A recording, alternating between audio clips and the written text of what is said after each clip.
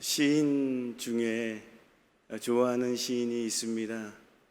지난번에도 말씀드렸듯이 나태주 시인도 좋아하고 또 용혜원 시인도 좋아하고 또 시인 이채님도 참 좋아합니다. 시인 이채님의 이런 시가 있습니다. 여름엔 당신에게 이런 사랑이고 싶습니다 라는 시가 있습니다. 여름엔 당신에게 이런 사랑이고 싶습니다. 그 시에 보면 이런 구절이 표현되어 있습니다. 여름엔 당신에게 한 그루의 나무로 서고 싶습니다. 지친 피곤에 돌아와 시원한 바람에 쉴 수 있는 잎이 무성한 나무, 그 나무의 몸짓으로 휴식의 평온한 그늘이 되고 싶습니다 라는 구절입니다. 한 주간 말씀을 준비하면서 이 시가 많이 생각났습니다. 사랑하는 성도 여러분, 날씨가 많이 덥습니다. 지친 피곤에 시원하게 쉴 수 있는 나무로 서로에게 그늘이 되어주는 저와 여러분 모두가 되시기를 주님의 이름으로 축복합니다. 본문의 말씀 양과 염소의 비유는 재림 때에 예수님께서 행하실 심판의 기준이 무엇인지를 말씀하고 있습니다. 사랑을 실천하는 것이 주님의 재림을 가장 훌륭하게 대비하는 방법이라는 사실을 보여주는 말씀입니다. 때문에 본문의 비유는 마치 최후 심판날 구원의 기준이 행위인 것처럼 말하는 듯합니다.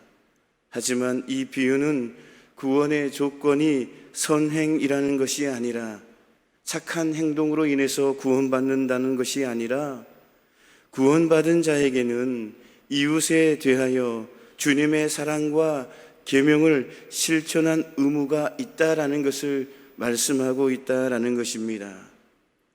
또 믿음을 갖고 주님을 섬기는 자는 자연히 사랑을 실천하는 자의 모습을 갖게 된다라는 것입니다.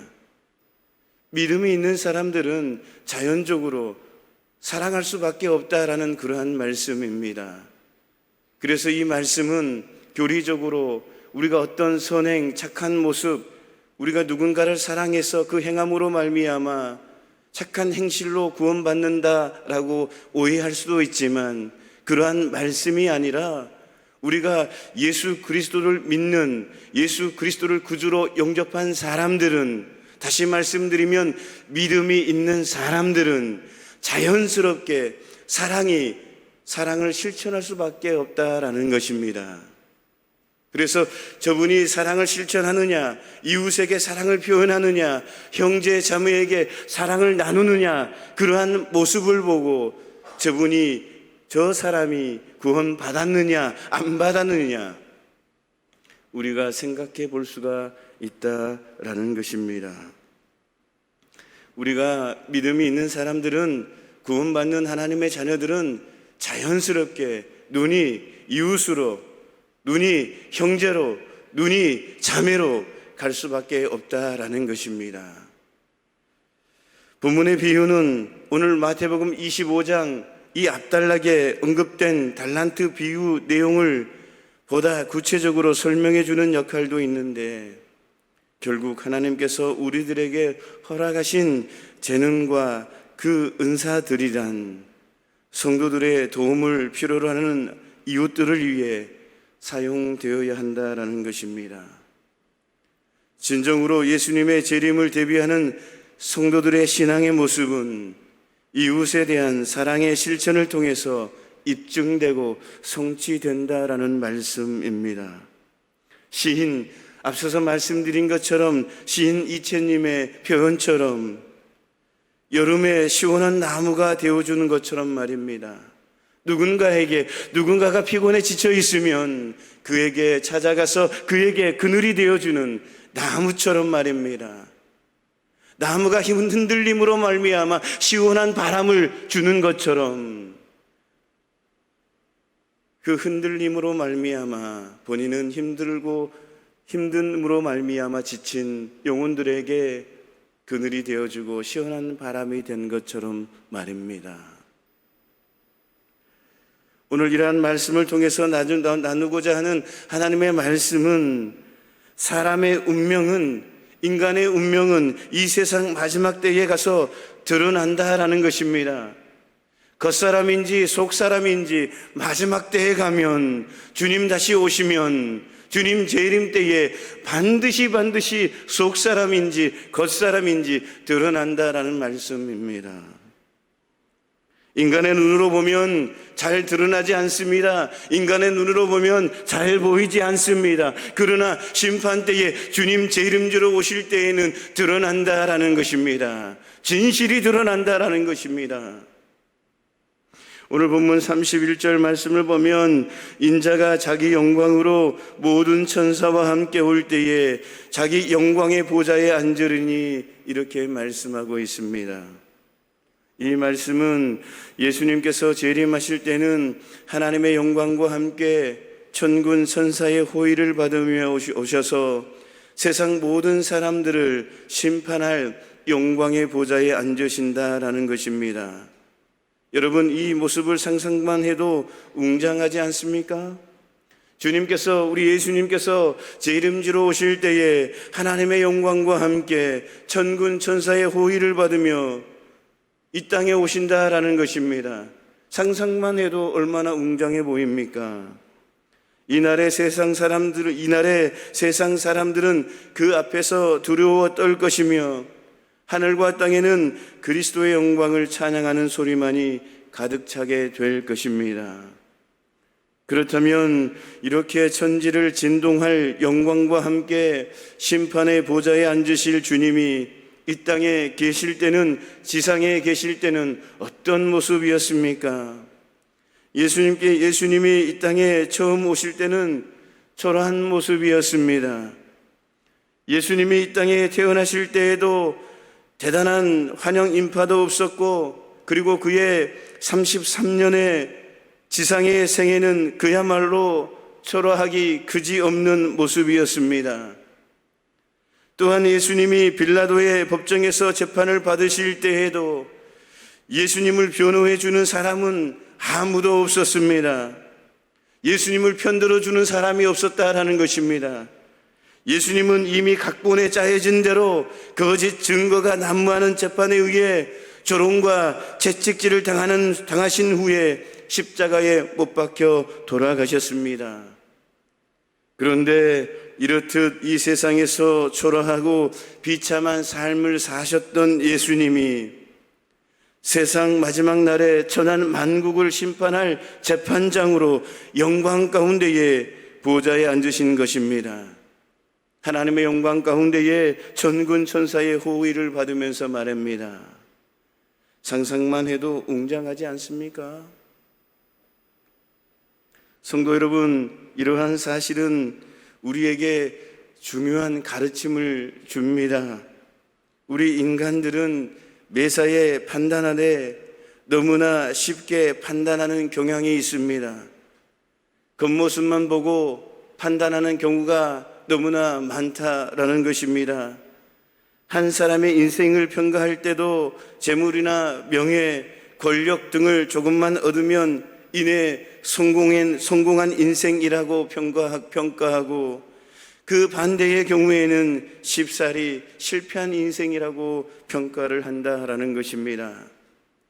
하지만 보십시오. 오늘 본문의 말씀을 보면 이 땅에서 가장 실패한 삶을 살았던 것처럼 평가받은 우리 예수님은 세상 마지막 날에 그 누구도 따를 수 없는 영광의 자리에 앉아 세상을 심판하실 것입니다.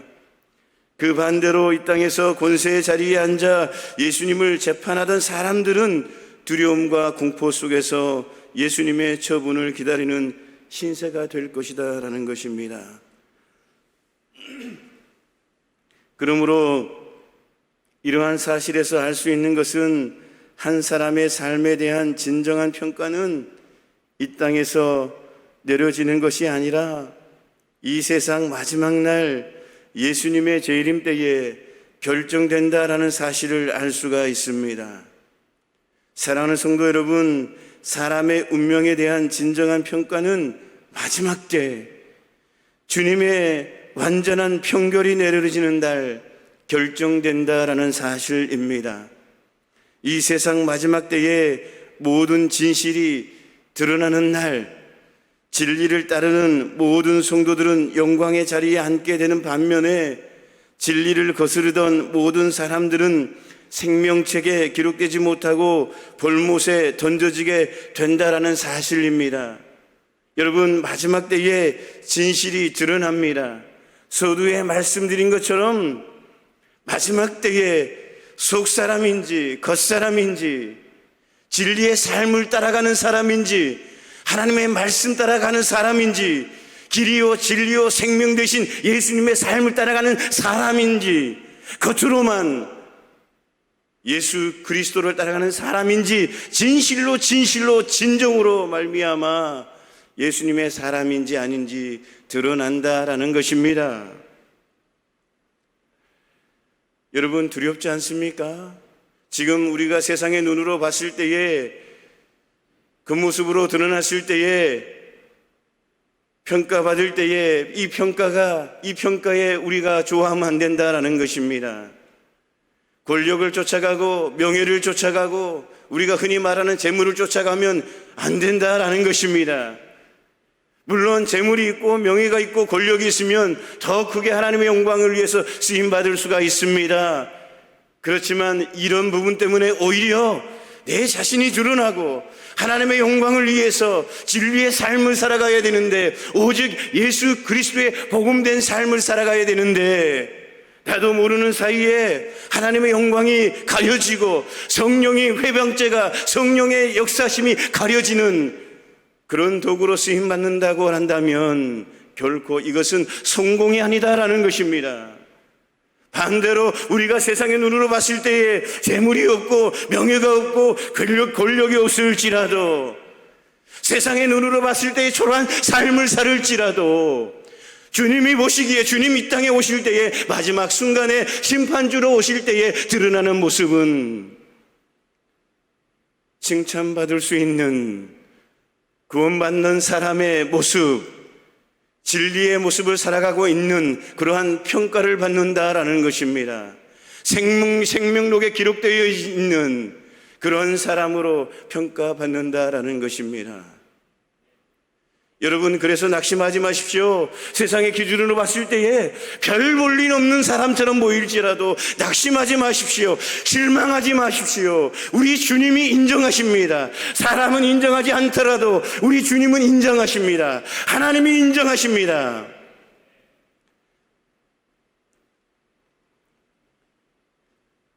그러면 된 거 아닙니까? 우리 주님이 인정하는데요. 우리 예수님이 인정하는데요. 그러기에 사랑하는 성도 여러분, 우리는 이 땅의 삶의 모습이 세상적 기준에서 어떠하든지 낙심하지 말고 흔들림 없이 진리의 삶을 살아가시기를 주님의 이름으로 축원합니다. 흔들리지 마십시오. 아니, 흔들리지 마십시다. 저도 그렇고 우리 성도님도 흔들리지 마십시다. 진리의 삶을 따라갑시다. 하나님, 우리 주님께서 다시 오실 때까지 우리는 진리의 삶을 따라갑시다. 세상 따라가지 말고 세상 것 눈에 돌리지 말고 그렇게 살아가는 저와 여러분 모두가 되었으면 좋겠습니다. 두 번째 말씀은 하나님은 장세로부터 축복을 예비하시고 성도를 기다리신다라는 것입니다. 34절 말씀을 보면 만왕의 왕으로 세상의 심판주로 다시 오실 주님을 예표하는 임금은 그의 오른편에 둔 자들 곧 의인들을 향하여 장세로부터 너희를 위하여 예비된 나라를 상속받으라, 이렇게 말씀하십니다. 이 말씀에서 장세로부터란 문자 그대로 번역하면 세상이 창조된 이래로 이렇게 의미를 부여할 수가 있습니다. 하지만 많은 학자들은 장세로부터라는 이 말씀을 장세 이전으로 해석하고 있다라는 것입니다. 왜냐하면 성경은 에베소서 1장 4절 말씀을 보면 장세전에 하나님께서 성도들을 선택하셨다라고 말씀하고 있기 때문입니다. 어쨌든 중요한 것은 이 본문에 의하면 마지막 때에 예수님의 심판에 따라 축복의 반열에 들 사람들에게는 이처럼 이미 오래전부터 예비된 나라와 축복이 주어진다라는 사실입니다. 성도 여러분, 하나님께서는 당신의 백성들을 위해 이처럼 오래전부터 하나님의 나라와 축복을 예비하고 계십니다. 믿으시기를 축원합니다. 하나님은 어제 오늘 즉흥적으로 준비하여 우리를 부르신 것이 아니라 창세 이전부터 저와 여러분 한 분 한 분을 맞이하기 위해서 계획하시고 준비하셨다라는 사실입니다. 그런데 여러분, 이러한 사실을 생각해 보십시다. 밤하늘의 별들을 관측하는 천문학자들은 이 지구를 가리켜 은하계의 푸른 진주라고 부르며 극찬을 아끼지 않습니다. 왜냐하면 그들이 아무리 새로운 생명체를 찾아 별들을 관측해 보아도 지구만큼 완벽하게 모든 조건을 갖춘 곳을 발견할 수 없기 때문입니다. 그런데 이처럼 푸른 하늘과 바다, 산과 강, 온갖 동물과 식물들도 채워진 이 아름다운 지구도, 밤하늘에 빛나는 저 별들도 단지 6일 만에 창조되었다라고 성경은 증거하고 있습니다. 그리고 이렇게 단지 6일 만에 창조된 이 지구와 우주도 이토록 아름답고 완벽하다면 장세부터 준비하고 계신, 창세 이전부터 준비하고 계신 예비하신 하나님의 나라와 그 축복은 얼마나 놀랍고 아름답겠습니까? 그러므로 우리는 이러한 사실을 생각하면서 이 세상에서 모든 일을 만나든지 무슨 일을 만나든지 결코 낙심하거나 슬퍼하지 마시기를 바랍니다. 하나님의 은혜로 하나님의 나라의 가장 깊은 곳까지 볼 수 있었던 사도 바울은 오늘 이 땅을 살아가는 모든 성도들을 향하여 현재의 고난은 장차 우리에게 나타날 영광과 비교할 수 없도다라고 증거하고 있습니다. 사랑하는 성도 여러분, 우리의 미래에는 이처럼 놀라운 준비를 하시면서 기다리는 하나님이 계시다라는 사실을 기억하시기를 주님의 이름으로 축원합니다.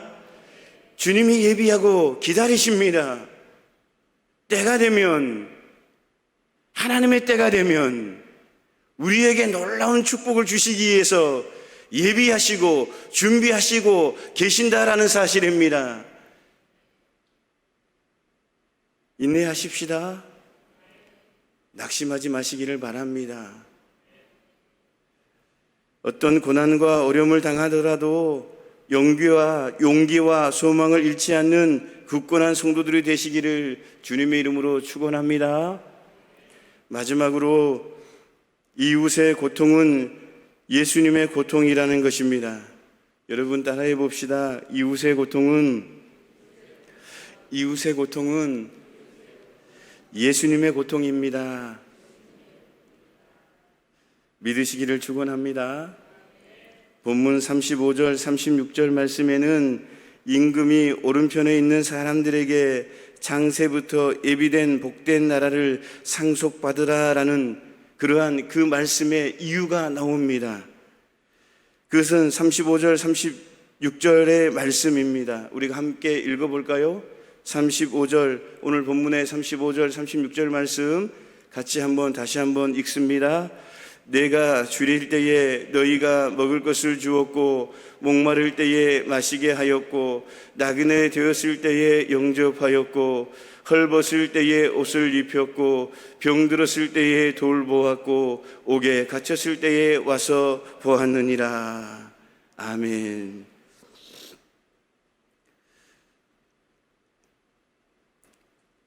창세부터 예비된 복된 나라 상속받으다라는 그 주님의 말씀, 그 말씀의 이유가 오늘 35절, 36절에 기록되어 있습니다.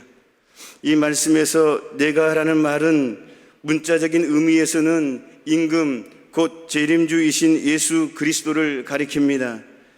하지만 사실 이 말씀은 문자 그대로는 말이 되지 않는 그러한 말씀입니다.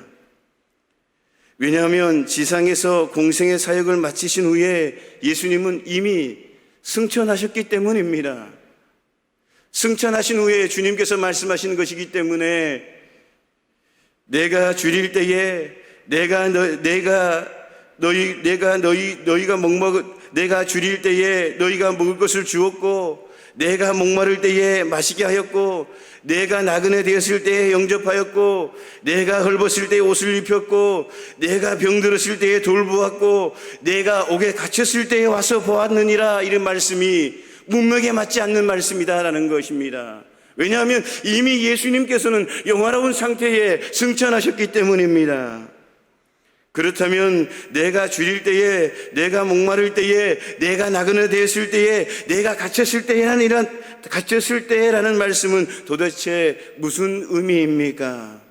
성도 여러분, 우리는 흔히 예수님께서 지상에서의 사역을 마치신 후에 하늘로 올라가신 이후에는 더 이상 고통도 눈물도 없는 그야말로 더할 수 없는 상태에 계실 것이라고 생각합니다. 말씀드리면 예수님은 더 이상 육신의 상태에 있지 않고 부활의 영원한 상태에 계시기 때문에 그렇습니다. 이 땅에서 우리 성도들이 아무리 줄이고 목마른 상태에 있을지라도 그것은 다만 우리 인간의 문제일 뿐 예수님과는 아무런 상관이 없을 것이라고 생각하는 것입니다. 하지만 과연 그렇습니까? 성도 여러분 보십시오. 사도행전을 보면 살기가 등등하여 교회를 핍박하던 사울을 향해서 우리 예수님께서 이렇게 말씀하십니다. 너가 어찌하여 나를 박해 하느냐? 이렇게 물으셨습니다. 예수님께서 승천하신 이후에 핍박하던 사울에게 어찌하여 나를 박해하느냐? 예수님께서는 사울아 사울아 지금 너는 나를 박해하고 있다 이렇게 말씀하시는 것입니다. 그렇다면 이것은 참으로 이상한 일 아닙니까? 왜냐하면 사울이 박해하는 것은 교회와 그리스도인들이었지 예수님이 아니었기 때문입니다. 그런데도 지금 예수님은 사울을 향해서 왜 교회를 박해하느냐라고 말씀하지 않으시고 왜 나를 박해하느냐 이렇게 말씀하고 있는 그러한 예수님의 말씀인 것입니다. 그렇게 묻고 있습니다. 그렇다면 어찌 된 일입니까? 우리 예수님은 비록 부활하시고 승천하셔서 영원한 상태에 계실지라도 이 땅의 성도와 모든 고통받는 이들과 함께 동행하고 계신다라는 사실입니다. 믿으시기를 축원합니다.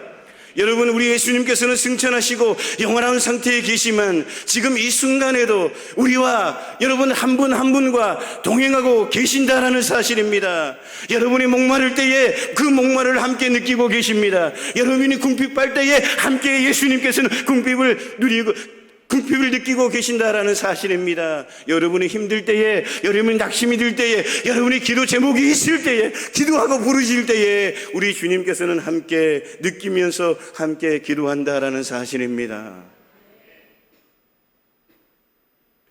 여러분, 그래서 슬퍼하지 마십시오. 여러분 낙심하지 마십시오. 여러분 혼자가 아닙니다. 전능하신 예수님께서, 전능하신 하나님께서, 전능하신 성령님께서, 그 예수님께서 지금 이 순간도 여러분 한 분 한 분과 동행하고 계신다라는 사실입니다. 여러분의 아픔이 예수님의 아픔입니다. 여러분의 삶이 예수님의 삶입니다.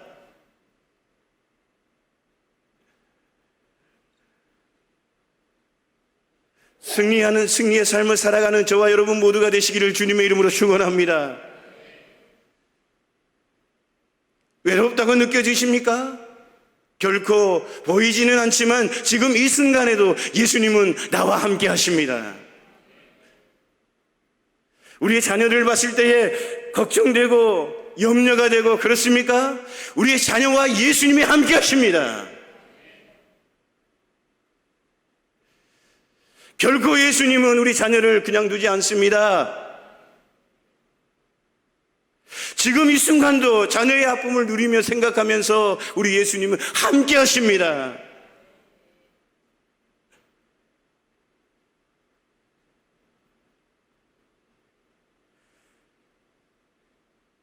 필요할 때에 우리 예수님께서는 자녀를 손잡아 주셔 이렇게 세워주시고, 자녀가 넘어질 때에 이렇게 또 세워주시고, 또 넘어지면 또 세워주시고, 내가 넘어질 때에 또 세워주시고,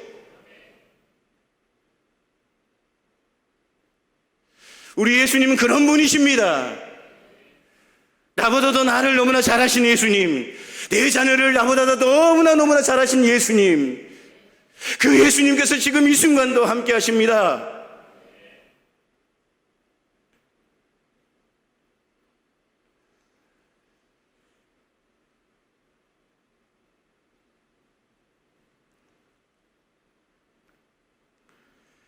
예수님은 창세 이전부터 지금까지, 아니 영원토록 성도들 그리고 고통받는 모든 사람들과 함께 동행하고 계신다라는 사실입니다. 마치 예수님께서 하나님 아버지와 하나이듯이, 삼위일체 하나님과 하나이듯이 모든 성도와 고통받는 사람들과 하나로 계신다라는 사실입니다. 그러므로 성도 여러분, 우리는 교회의 다른 성도들을 볼 때에도 나와는 무관한 사람들로 생각하지 마시기를 바랍니다. 그들은 모두 그리스도 안에서 한 아버지를 모시는 하나님의 형제와 자매들이기 때문입니다. 또한 고통받는 이웃을 볼 때에 세상 사람들처럼 무관심하고 냉정한 태도로 지나치지 마시기를 바랍니다. 대신 고통당하는 예수님을 보듯 아픈 마음으로 그들을 섬기기 위해 최선을 다하시기를 바랍니다.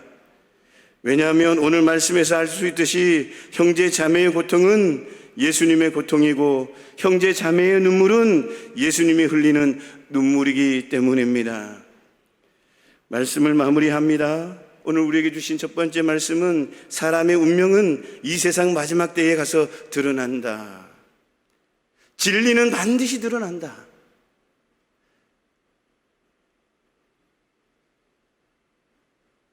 두 번째 말씀은, 하나님은 창세 이전부터 축복을 예비하시고 성도들을 기다리신다. 그래서 우리 낙심하지 말자, 슬퍼하지 마십시다, 그런 말씀입니다. 하나님께서는 반드시 준비하시고 우리에게 축복을 주실 줄로 믿습니다. 마지막으로, 이웃의 고통은 예수님의 고통이라는 사실, 나의 고통은 예수님의 고통이라는 사실, 내 자녀의 고통은 예수님의 고통이라는 사실, 우리 예수님은 지금도 함께 하십니다. 그러한 말씀입니다. 오늘 우리에게 주신 이 말씀을 가슴에 새기며 한 주간의 승리의 삶을 살아가는 저와 여러분 모두가 되었으면 좋겠습니다. 날씨가 많이 덥습니다. 삶에 피곤한데 날씨도 더우니 짜증도 나고, 여러분, 예수님, 지금 이 순간도 함께하는 그 예수님을 생각하면서 한 주간도 우리의 그늘이 되어주신 그 예수님, 지금 이 순간도 최고의 에어컨으로 우리를 시원하게 해주신 그 예수님, 그 예수님과 한 주간도 누리며 살아가는 저와 여러분 모두가 되었으면 좋겠습니다. 하나님 아버지,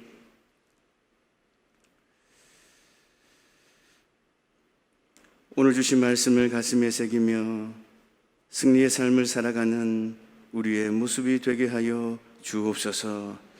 예수님의 이름으로 기도하옵나이다. 아멘.